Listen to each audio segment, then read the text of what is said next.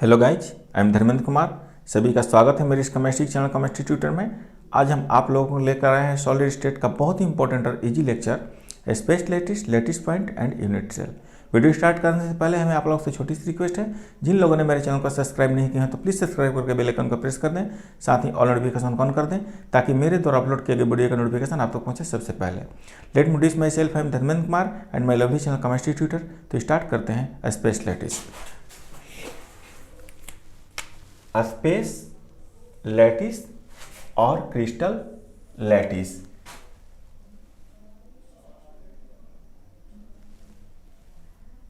इसका हिंदी होता है आकाशीय जालक या रावा जालक। इसको हम लोग इस तरीके से डिफाइन कर सकते हैं, 3 dimensional arrangement of constituent particles is known as space lattice और क्रिस्टल लैटिस। इसको हिंदी में इस तरीके से परिभाषित कर सकते हैं कि अवयव कणों के त्रिविमीय व्यवस्था को आकाशीय जालक या रावा जालक कहते हैं।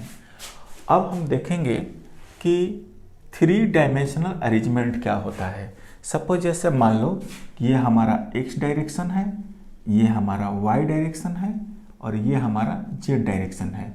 अगर हम कंस्टिट्यूएंट पार्टिकल्स को हम x डायरेक्शन में अरेंज कर दें और y डायरेक्शन में अरेंज कर दें और z डायरेक्शन में अरेंज कर दें तो इसको हम लोग कहेंगे कंस्टिट्यूएंट पार्टिकल का 3 डायमेंशनल अरेंजमेंट। और इस अरेंजमेंट से हमारा स्पेस लैटिस जनरेट होता है। स्पेस लैटिस मीन्स आकाशीय जालक।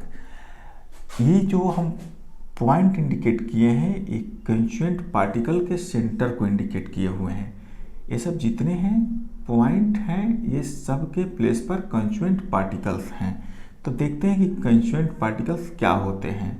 तो कंस्टिट्यूएंट पार्टिकल्स जो होते हैं उसका हिंदी होता है अवयव कण। कंस्टिट्यूएंट पार्टिकल्स मीन्स अवयव कण। और ये कंस्टिट्यूएंट पार्टिकल एटम्स भी हो सकते हैं, मॉलिक्यूल्स भी हो सकते हैं, आयंस भी हो सकते हैं। एटम मीन्स आप कार्बन, सोडियम किसी भी एटम का यूज कर सकते हैं। मॉलिक्यूल्स के प्लेस पर आप I2 सॉलिड, Br2 सॉलिड किसी भी मॉलिक्यूल्स का यूज कर सकते हैं। और आयंस के प्लेस पर आप Na+Cl- या इसके जैसे और किसी आयन को भी यूज कर सकते हैं। तो एक बार और रिपीट कर रहे हैं इसको। एटम, मॉलिक्यूल्स और आयंस जो होते हैं कंस्टिट्यूएंट पार्टिकल्स होते हैं। और इन कंस्टिट्यूएंट पार्टिकल को अगर हम 3 डायमेंशनल में अरेंजमेंट कर दें, मीन्स अगर हम x डायरेक्शन में, y डायरेक्शन में और z डायरेक्शन में अरेंज कर दें तो इस अरेंजमेंट को हम लोग कहते हैं स्पेस लैटिस। अब जो है जो कंस्टिट्यूएंट पार्टिकल है इसके सेंटर को अगर हम पॉइंट से इंडिकेट करें, ये कंस्टिट्यूएंट पार्टिकल का सेंटर हो गया। जितने भी हम कंस्टिट्यूएंट पार्टिकल के सेंटर को इंडिकेट किए हैं तो इसमें एक कंस्टिट्यूएंट पार्टिकल का मान लो सेंटर हो गया ये, ऐसे कंस्टिट्यूएंट पार्टिकल का सेंटर हो गया ये। तो इस जो सेंटर है कंस्टिट्यूएंट पार्टिकल को अगर हम पॉइंट से इंडिकेट करें तो इसको हम लोग कहते हैं लैटिस पॉइंट मीन्स जालक बिंदु। तो लैटिस पॉइंट का यह डिफिनीशन हो गया, लैटिस पॉइंट मीन्स जालक बिंदु। और इसका डिफिनीशन हो गया point as constituent particles which generate the space lattice. Hindi में इसको इस तरह से परिभाषित कर सकते हैं कि आकाशीय जालक जो कि उत्पन्न होता है अवयव कणों के सेंटर में पॉइंट देने से, उसको हम लोग कहते हैं जालक बिंदु। फिर एक बार हिंदी में डेफिनेशन इसको बोल रहे हैं कि कंस्टिट्यूएंट पार्टिकल्स मतलब अवयव कण के रूप में जो बिंदु यूज करते हैं उससे जो आकाशीय जालक उत्पन्न होता है उसको हम लोग कहते हैं जालक बिंदु।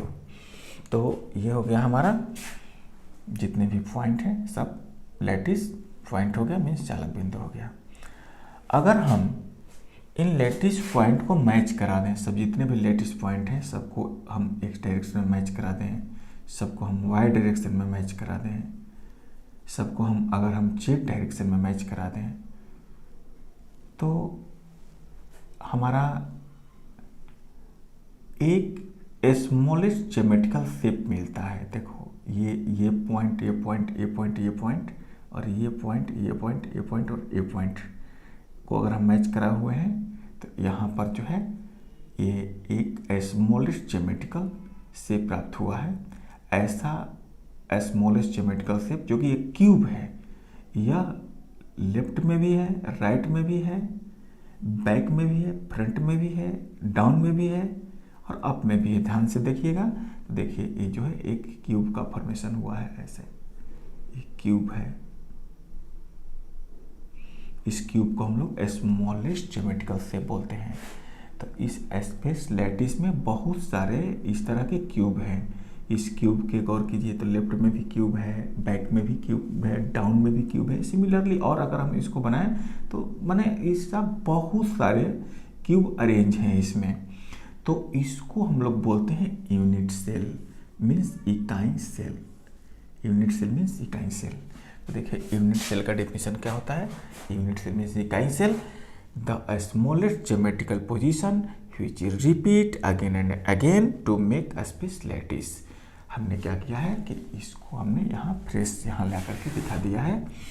इसको हम लोग इकाई सेल का हिंदी में परिभाषा दे सकते हैं कि सबसे छोटी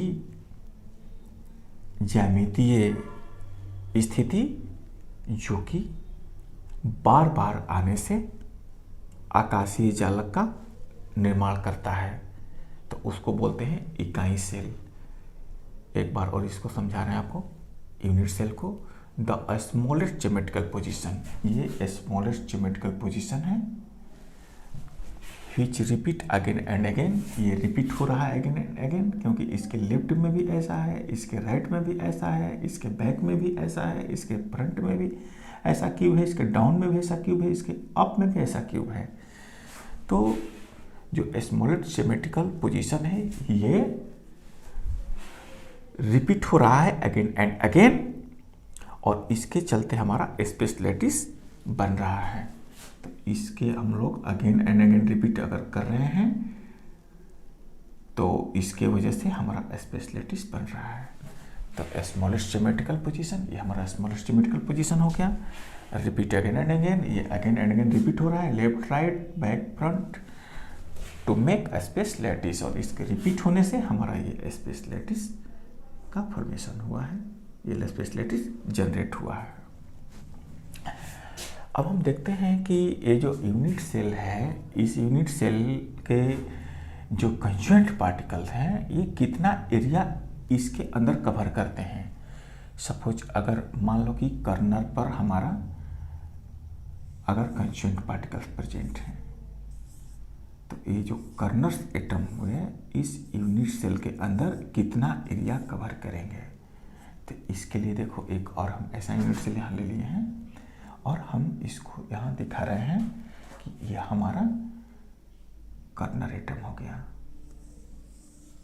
तो ध्यान से देखोगे तो ये जो कर्नल एटम है ये स्फेरिकल होगा और स्फेरिकल जब होगा तो ये देखो यहाँ पर ये 1 यूनिट सेल दिखाए हुए हैं, ये जो है ऐसे दिखाते रहे, ये 1 यूनिट सेल लेफ्ट साइड में हो गया और जस्ट इसके राइट साइड में भी 1 यूनिट सेल है, तो 2 यूनिट सेल हो गया। और इस लेफ्ट के बैक में 1 यूनिट सेल है, देखो ये बनाएगा ऐसे अगर बनाना चाहेंगे आप तो इसके बैक में जो है तो 3 हो गया और ये जो राइट में जो यूनिट सेल है इसके भी बैक में ये यूनिट सेल है तो हमारा 4 हो गया।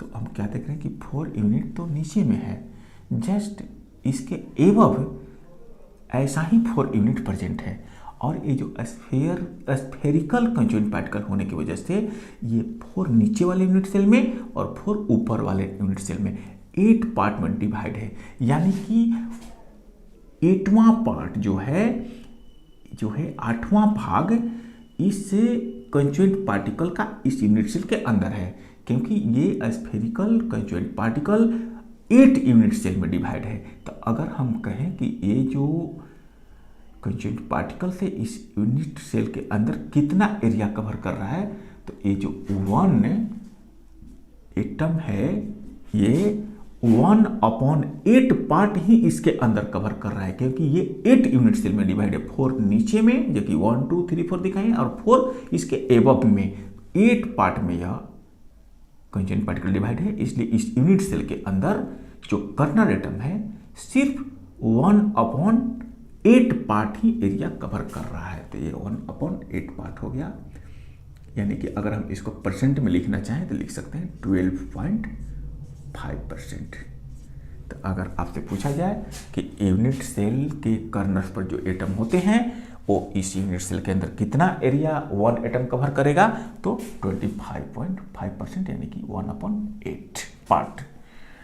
अगर हम कहें कि अगर इस एज पर कोई एटम प्रेजेंट हो, जितने भी एज हैं, सपोज मान लो कि ये हमारा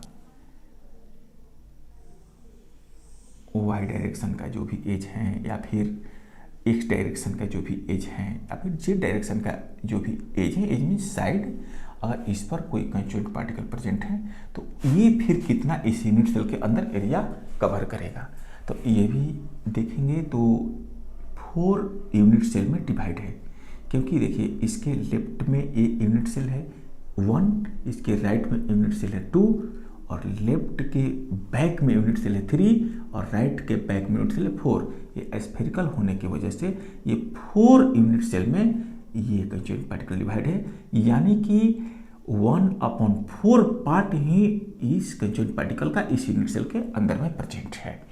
तो हम अगर देखें कि area covered by edge center atom, ये एज सेंटर एटम बोला जाएगा, और इसके द्वारा जो एरिया कवर हो रहा है ये 1 एटम जो है 1/4 पार्ट एरिया कवर कर रहा है, क्योंकि ये 1 2 3 4 पार्ट में ये एटम डिवाइड है, इसलिए ये एज सेंटर एटम के द्वारा इस यूनिट सेल के अंदर जो एरिया कवर हो रहा है वो एरिया है 1 × 1/4 मीन्स 25%।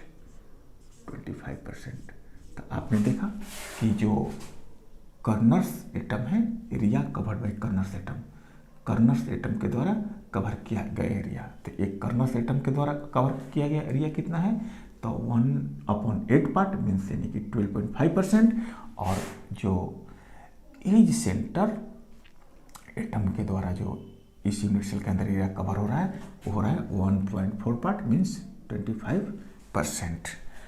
अगर